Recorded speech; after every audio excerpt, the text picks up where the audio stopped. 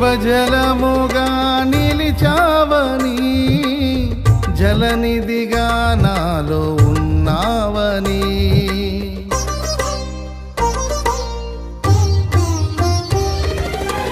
జనులకు దీవెనగా మార్చావని, జగతిలో సాక్షిగా ఉంచావని, ఉత్సాహగానమునే పాడనా,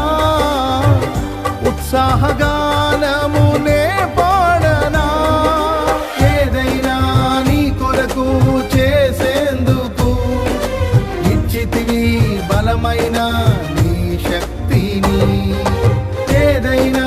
నీ కొరకు చేసేందుకు ఇచ్చితివి బలమైన నీ శక్తిని,